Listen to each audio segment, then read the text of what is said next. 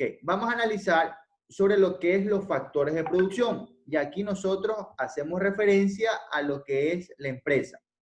Recordemos que aquí nos habla sobre lo que son recursos naturales, capital humano, capital físico y capital financiero.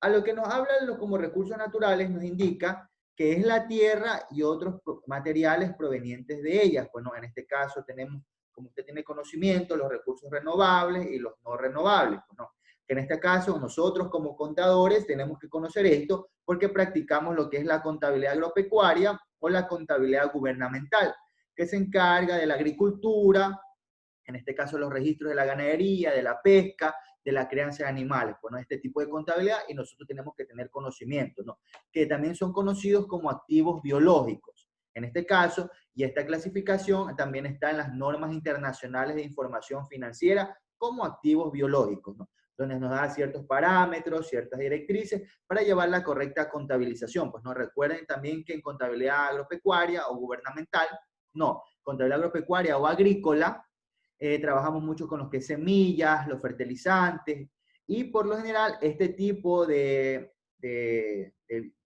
¿cómo les explico? De insumos no generan IVA, ¿no? Entonces, por eso es un poquito más fácil hacer esta contabilidad porque no pagamos este impuesto.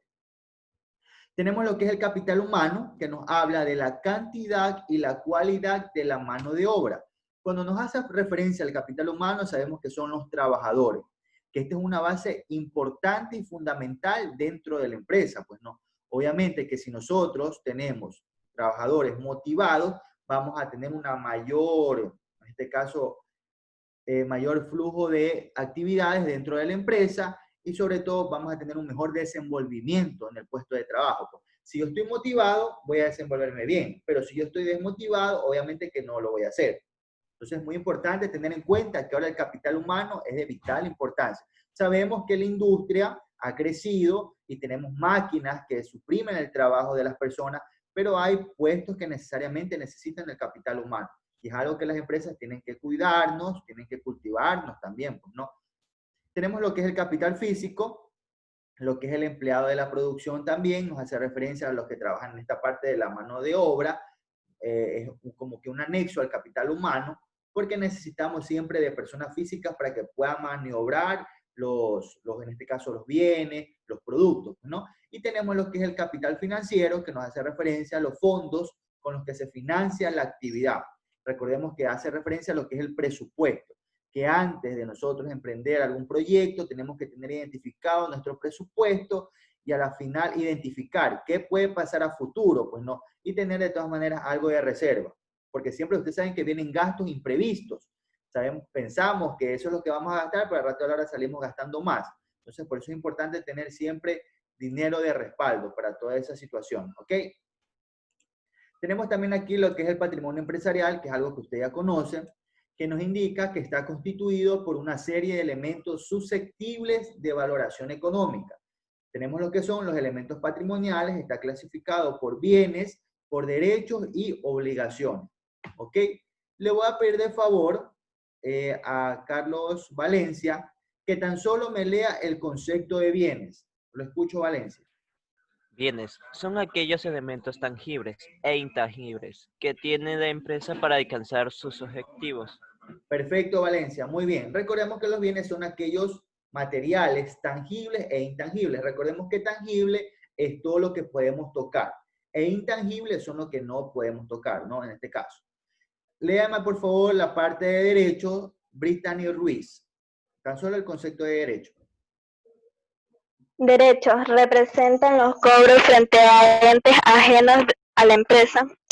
Ok, listo, perfecto. Muchísimas gracias, ¿no? Son los cobros frente a entes ajenos de la empresa. Por ejemplo, en este caso, la empresa tiene derecho a cancelar, bueno, en este caso, cancelar los sueldos de la empresa es una obligación. Tiene derecho a participar de muchas situaciones que del gobierno, pues no. Muy aparte, hay fundaciones que ayudan a las empresas, también hay derecho. Y muy aparte, si estamos hablando como personas, también nosotros tenemos muchos derechos y asimismo tenemos obligaciones.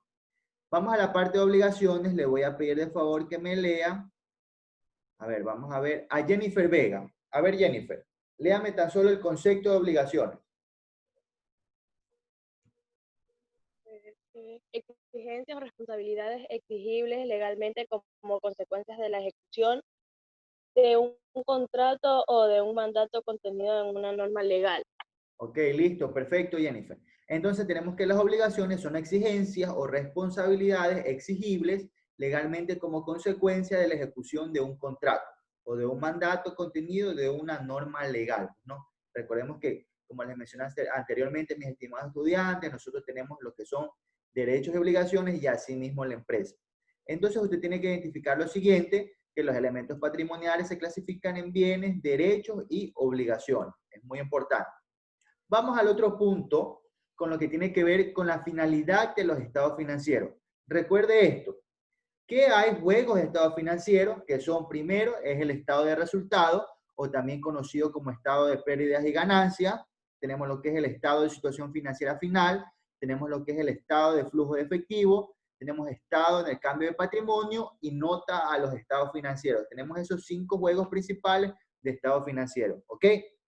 Grábese esto. Primero es el estado de resultado, de pérdidas y ganancias, estado de situación financiera final, estado de flujo de efectivo, estado de cambios en el patrimonio y las notas a los estados financieros. ¿Ok? Le voy a pedir de favor que me ayude leyendo la finalidad de los estados financieros Shirley Lino.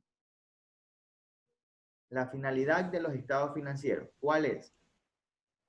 Constituyen una representación estructurada de la situación financiera de una entidad. Constituyen una representación estructurada del rendimiento financiero de una entidad. El objetivo de los estados financieros es suministrar información acerca de la situación financiera, del rendimiento financiero y de los flujos de efectivo en una entidad. Ok, listo. Muchísimas gracias, Lino. Tenemos aquí la finalidad de los estados financieros, son las partes de los balances que realizamos al final del ciclo contable. Pues no, dice la primera que constituye una representación estructurada de la situación financiera de una entidad, en donde va desglosado cuáles son sus activos, cuáles son sus pasivos, y cómo vamos con el capital. Tenemos el otro punto, constituyen una representación estructurada del rendimiento financiero de la entidad. Al elaborar nosotros el estado financiero nos damos cuenta si nuestra empresa tiene pérdidas o tiene ganancias. Por eso es que es muy recomendable hacer lo que es el ciclo contable o periodo contable de manera mensual para conocer cuál es la actividad económica que tiene nuestra empresa. Por ejemplo, recordemos que el ciclo contable puede ser mensual, bimensual, trimestral, semestral y anual. Se puede elaborar dentro de esos tiempos, ¿no? Puede ser cada 2 meses, cada 3 meses, cada 6 meses o cada año. Pero es recomendable que mensualmente se elaboren los estados financieros, cosa que, por ejemplo, en este caso, en el mes de julio yo identifiqué al terminar mi estado financiero que hay pérdidas. Entonces, ahí yo me realizo una junta general con todo el personal administrativo y nos ponemos de acuerdo qué podemos hacer para mejorar el rendimiento financiero de nuestra empresa. ¿Cómo podemos aumentar el flujo de ingresos, el flujo de ganancias? Por eso es importante hacer los estados financieros de manera mensual para poder proyectarnos si nuestra empresa tiene pérdidas o tiene ganancias. Pero recuerden, chicos, que en la superintendencia de compañías, de manera anual, se tiene que hacer, la empresa, por ejemplo, en este caso nos creamos una empresa XYZ, de manera anual hacemos un balance consolidado de los 12 meses y eso es lo que subimos a la superintendencia de compañías. Ahí, de manera anual. Pero internamente nuestra empresa tiene que hacer los estados financieros de manera mensual para conocer cuál es el rendimiento que tenemos. Tenemos el otro punto, el objetivo de los estados financieros es suministrar información acerca de la situación financiera, del rendimiento financiero y de los flujos de una entidad, como les mencioné anteriormente, ¿no? Conocer cuál es la situación económica, patrimonial de nuestra empresa. Miren que nos acercamos muchísimo al concepto de contabilidad. Hasta aquí, chicos, la primera parte está. Tenemos lo que es los juegos completos de los estados financieros. Le voy a pedir de favor a la compañera Marcela Cuello que me lea cuáles son el juego completo de los estados financieros, ¿ok? De todas maneras, usted tiene el libro o se lo estoy proyectando aquí un poquito más grande para que lo pueda visualizar mejor. Le escucho, Marcela Cuello. Ya, hermano. Ok, listo. Un juego completo de los estados financieros comprende un estado de situación financiera al final del periodo, un estado del resultado integral del periodo, un estado de cambios en el patrimonio del periodo, un estado de flujos de efectivo del periodo, notas que incluyan un resumen de las políticas contables más significativas y otra información explicativa, y un estado de situación financiera al principio del primer periodo comparativo, solo en el caso que la entidad tenga cambios, corrección, reclasificación en las partidas de los estados financieros. Muy bien, perfecto, Marcela. Bueno, esto es lo que yo les estaba hablando básicamente hace un momento, que es importante. Aquí el libro me ha puesto un poquito más de información, pero cualquier contador le puede mencionar cuáles son los juegos completos de estado financiero. Es muy importante. Primero, recuerden esto, que antes de iniciar la contabilidad de una empresa, nosotros tenemos que realizar como primer estado financiero el estado de situación financiera inicial, o conocido como balance inicial. Recuerden que es lo primero que nosotros comenzamos a ver para analizar cuáles son nuestros activos, nuestros pasivos y el capital. Después del estado de situación financiera inicial, se arranca con lo que es la construcción del ciclo contable, ¿no? Pero bueno, me faltó esta parte. Antes del estado de situación financiera inicial es muy importante tener los documentos fuentes. Escúcheme bien. ¿Cuáles son los documentos fuentes? Son aquellas facturas, notas de venta, letra de cambio, pagaré, recibo, cheque, vale de caja. Son todos los documentos que utilizamos en las transacciones comerciales. A eso nosotros lo conocemos también como documento fuente.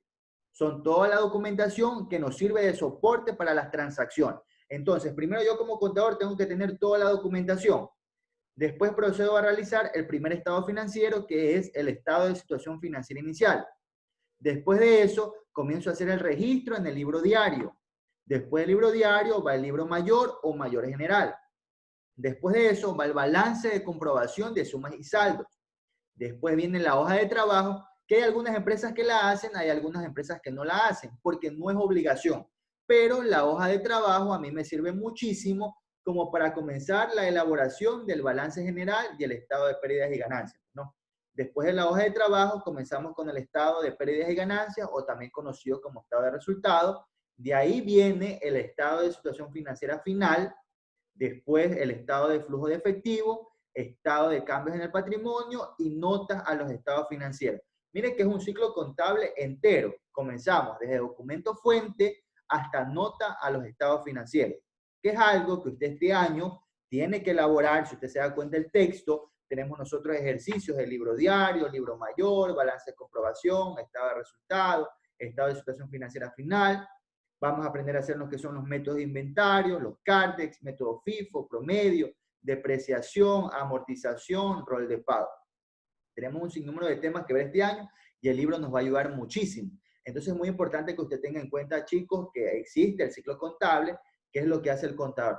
Ahora, recuerden que hacer la contabilidad de una empresa es mucho más fácil, porque tenemos sistemas computarizados, tenemos sistemas de contabilidad que nos permiten elaborar. Tan solo nosotros digitamos la factura, en este caso las letras de cambio, los cheques, pagaré, digitamos la información y automáticamente el sistema me elabora mis estados financieros. Pero yo como contador tengo que saber cómo se elaboró eso. Porque si llega a haber un error, yo ya puedo ubicarme. Ah, no, si veo que no me sale el balance de comprobación, tengo un error en el libro mayor. Entonces yo ya voy y reviso.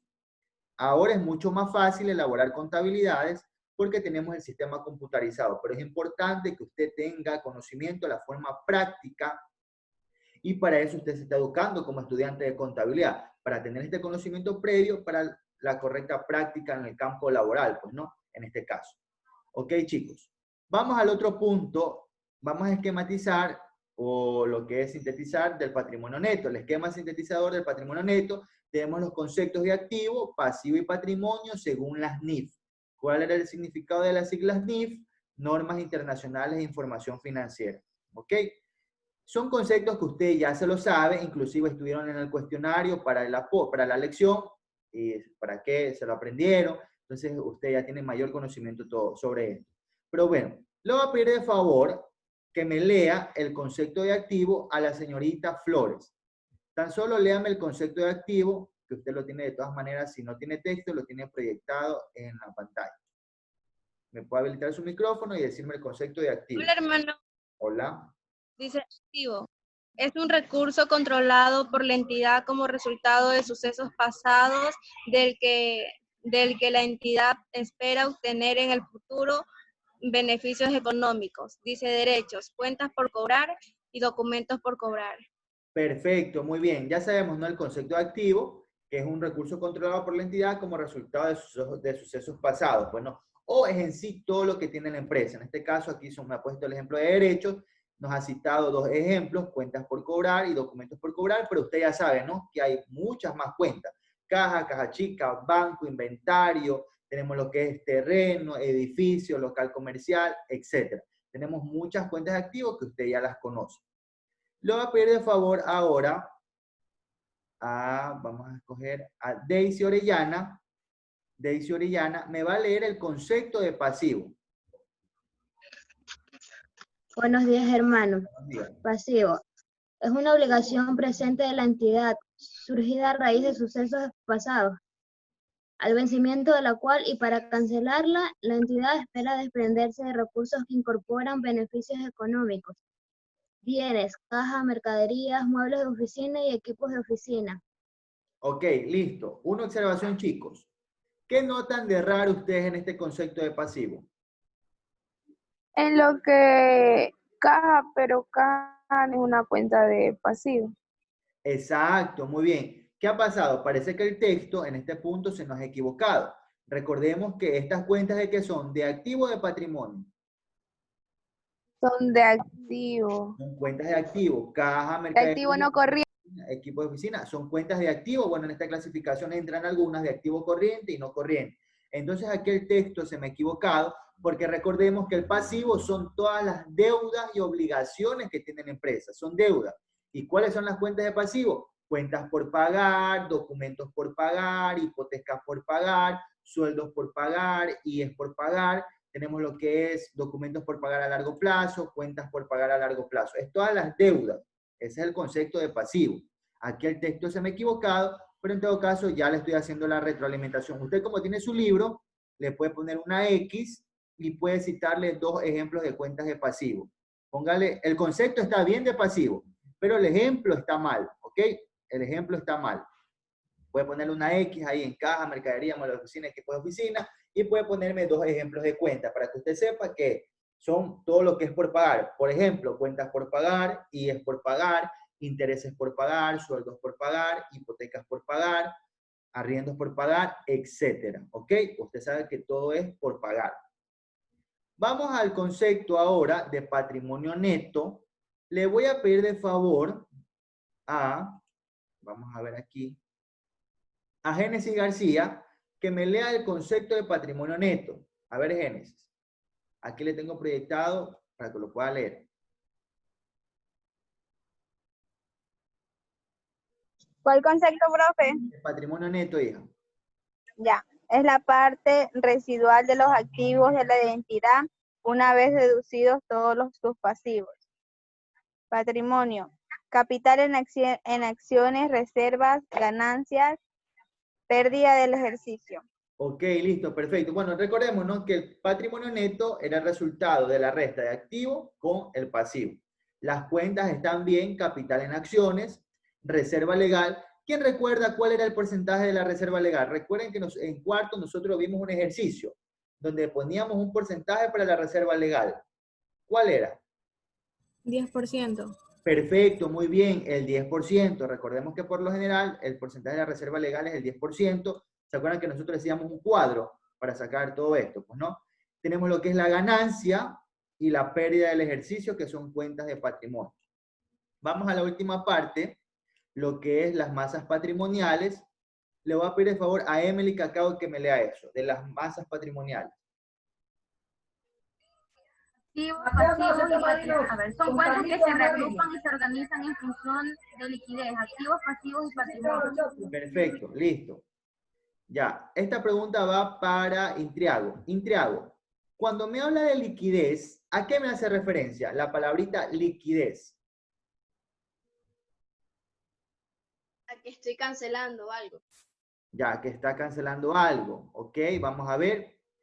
Díaz, cuando vemos la palabra liquidez, ¿a qué me hace referencia? Liquidez.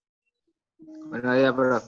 Liquidez, o sea que estamos como cancelando a una persona, estamos, ¿cómo se llama?